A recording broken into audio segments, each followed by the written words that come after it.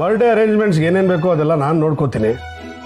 ನೀನು ಸುರೇಂದ್ರಿಗೆ ಫೋನ್ ಮಾಡಿ ಯಾವುದಾದ್ರೂ ಈವೆಂಟ್ ಮ್ಯಾನೇಜ್ಮೆಂಟ್ ಗ್ರೂಪ್ಗೆ ಕೆಲಸ ವಹಿಸಕ್ಕೆ ಹೇಳು, ಅವರೇ ಎಲ್ಲ ನೋಡ್ಕೋತಾರೆ. ಅಪ್ಪ, ನಾವು ಇವೆಂಟ್ ಮ್ಯಾನೇಜ್ಮೆಂಟ್ ಅವ್ರಿಗೆ ಹೇಳಿದ್ರೆ ಎಲ್ಲ ಕೆಲಸನೂ ಅವರೇ ಮಾಡ್ತಾರೆ. ನಾವೇನು ಮಾಡೋ ಥರನೇ ಇರಲ್ಲ. ನಾವು ಬರೀ ಚಪ್ಪಾಳೆ ತಟ್ಟೋದು, ಕೇಕ್ ಕಟ್ ಮಾಡಿಸೋದು ಇದೇ ಮಾಡ್ಬೇಕಾಗತ್ತಷ್ಟೇ. ಅದ್ರ ಬದಲು ನಾವೇ ನಿಂತು ಓಡಾಡಿ ಸುಬ್ಬು ಬರ್ಡೇನ ಸೆಲೆಬ್ರೇಟ್ ಮಾಡಿದ್ರೆ ಚೆನ್ನಾಗಿರುತ್ತೆ ಅಲ್ವಾ ಅಪ್ಪ? ಸರಿ, ನೀನು ಹೇಳ್ದಾಗೆ ಆಗಲಿ. ಆದರೆ ಇದೇ ನೆಪ ಮಾಡಿಕೊಂಡು ಆಚೆ ಎಲ್ಲೂ ಹೋಗ್ಬಾರ್ದು.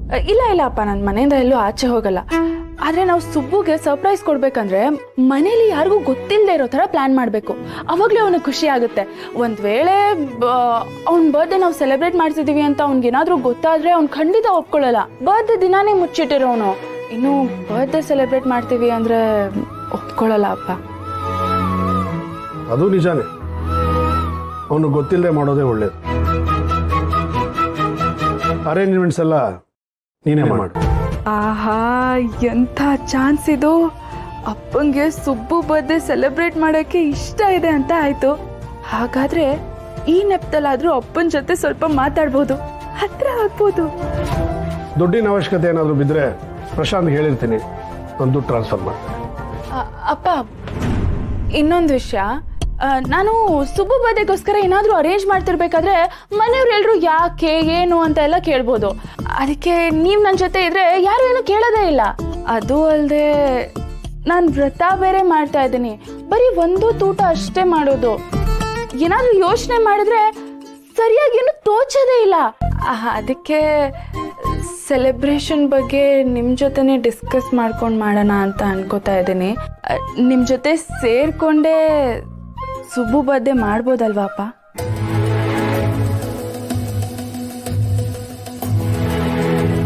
ಸರಿ, ಏನು ಬೇಕೋ ಹೇಳು, ಡಿಸ್ಕಸ್ ಮಾಡಿ. ಥ್ಯಾಂಕ್ ಯು ಅಪ್ಪ, ಥ್ಯಾಂಕ್ ಯು ಸೋ ಮಚ್.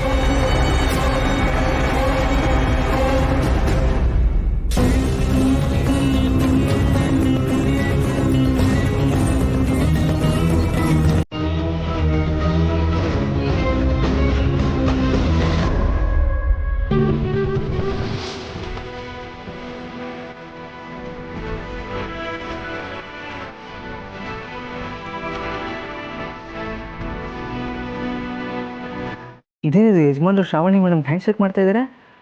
ಯಾಕಿರ್ಬೋದು? ಛೇ, ನಾನು 10 ನಿಮಿಷ ಬೇಗ ಆದರೂ ಬರಬೇಕಾಯ್ತು. ಮಾಮ್ ಮಾಮ್ ಏನು ಮಾಡಿ? ಒಂದು ಗುಡ್ ನ್ಯೂಸ್ ಇದೆ. ಏನು ಗುಡ್ ನ್ಯೂಸು? ಸುರೇಂದ್ರ ಮಾವ ಇತ್ತೀಚೆಗೆ ವೀರು ಮಾವನ ಜೊತೆ ಬಿಸಿ ಇದ್ರಲ್ಲ, ಅದಕ್ಕೆ ಕಂಪ್ನಿಲಿ ಒಂದೆರಡು ಪ್ರಾಜೆಕ್ಟ್ಗಳನ್ನ ನಾನು ನೋಡ್ಕೋತಿದ್ದೆ. ಆ ಪ್ರಾಜೆಕ್ಟ್ನ ನಿನಗೆ ಕೊಡಕ್ಕೆ ಹೇಳಿದ್ದೆ ನಾನು. ಮಾಮ್, ಯು ನೋ ವಾಟ್, ನಾನು ಆ ಪ್ರಾಜೆಕ್ಟ್ಗಳಿಗೋಸ್ಕರ ಅಬ್ರಾಡಲ್ಲಿರೋ ಒಂದು ಕಂಪ್ನಿ ಜೊತೆ ಡೀಲ್ ಮಾಡ್ಕೊಂಡಿದ್ದೆ. ಏನಾಗುತ್ತೋ ಏನೋ ಅಂತ ಒಂದು ಸಣ್ಣ ಡೌಟ್ ಇತ್ತು. ಆದರೆ ಇವತ್ತಾಗಿದ್ದ ಮೀಟಿಂಗಲ್ಲಿ ನಾನೇ ಎಲ್ಲ ಮಾತಾಡಿ ಆ ಕಂಪ್ನಿ ಜೊತೆ ಬಿಸ್ನೆಸ್ ಓಕೆ ಮಾಡಿಸಿ. ಓ, ವೆರಿ ಗುಡ್. ಈ ವರ್ಷ ಕಂಪ್ನಿಗೆ ತುಂಬಾ ಇನ್ವೆಸ್ಟ್ಮೆಂಟ್ಸ್ ಆಗುತ್ತೆ. ಅಫ್ಕೋರ್ಸ್ ಮಾವ ಮಿನಿಸ್ಟರ್ ಆಗಿರೋದ್ರಿಂದ ಮನ್ಸು ಮಾಡಿದರೆ ಏನು ಬೇಕಾದರೂ ಮಾಡ್ಬೋದಾಗಿತ್ತು. ಆದರೆ ಮಾವನ ಇನ್ಫ್ಲುಯೆನ್ಸ್ ಇಲ್ಲದೆ ನನ್ನ ಟ್ಯಾಲೆಂಟು, ನನ್ನ ಸ್ಕಿಲ್ಲಿಂದ ಈ ಡೀಲ್ನ ಕ್ರ್ಯಾಕ್ ಮಾಡಿದ್ದೆ. Very good man, extremely happy for you. ನೀನು ಇದ್ರ ಬಗ್ಗೆ ಎಲ್ಲ ಗಮನ ಕೊಡ್ತೀಯ ಅಂತ ನಾನು ಅಂದ್ಕೊಂಡೇ ಇರಲಿಲ್ಲ. ಮಾಮ್, ನನ್ನ ಬಗ್ಗೆ ತುಂಬ ವಿಷಯಗಳು ನಿಂಗೆ ಇನ್ನೂ ಗೊತ್ತಿಲ್ಲ. ಕೆಲವೊಂದ್ಸಲಿ ನೀನೇ ನನ್ನ ತುಂಬ ಅಂಡರ್ ಎಸ್ಟಿಮೇಟ್ ಮಾಡ್ತೀಯ. ಮ್ಯಾರಿ, ಹಾಗೆಲ್ಲ ಏನೂ ಇಲ್ಲ. ನೀನು ನನ್ನ ಮಗ, ನೀನೇನು ಅಂತ ನನಗೆ ಚೆನ್ನಾಗಿ ಗೊತ್ತಿದೆ. ಇಷ್ಟೇ ಅಲ್ಲ ಮಾಮ್, ಇನ್ನು ಮುಂದೆ ನಾನೇನಂತ ತೋರಿಸ್ತೀನಿ. ಕಂಪ್ನಿನ ಹ್ಯಾಂಡಲ್ ಮಾಡೋಕ್ಕೆ ಶುರು ಮಾಡಿದ್ಮೇಲೆ ಇದೇ ನನಗೆ ಸಿಗ್ತಾ ಇರೋ ಮೊದಲನೇ ಸಕ್ಸಸ್. ನಾವು ಇದನ್ನು ಸೆಲೆಬ್ರೇಟ್ ಮಾಡಬೇಕಲ್ವಾ? ಮ್ಯಾರಿ, ಇದನ್ನು ನಾವು ಸೆಲೆಬ್ರೇಟ್ ಮಾಡೋದಕ್ಕಿಂತ ವೀರುಗೆ ಈ ವಿಷಯ ಗೊತ್ತಾಗಬೇಕು.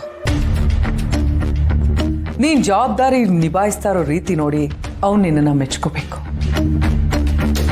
ಅವ್ನು ನಿನ್ನನ್ನು ಹೊಗಳೋದನ್ನು ನಾನು ನೋಡಬೇಕು. ಆ ಹೊಗಳಿಕೆ ನಿಧಾನವಾಗಿ ನಂಬಿಕೆಯಾಗಿ ಕನ್ವರ್ಟ್ ಆಗಬೇಕು. ಕೊನೆಗೆ ಎಲ್ಲದಕ್ಕೂ ಅವ್ನು ನಿನ್ನನ್ನೇ ಡಿಪೆಂಡ್ ಆಗಬೇಕು. Wow, great idea. ಡೆಫಿನೆಟ್ಲಿ ಮಾವನ್ನ ಇಂಪ್ರೆಸ್ ಮಾಡ್ತೀನಿ.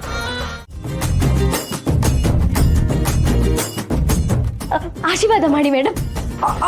ಚೆನ್ನಾಗಿರಮ್ಮ, ಚೆನ್ನಾಗಿರ. ಓ, ನನಗಿರೋ ಇನ್ನೊಂದು ದಾಳ ಇವಳು ಮರ್ತೇ ಬಿಟ್ಟಿದೆ.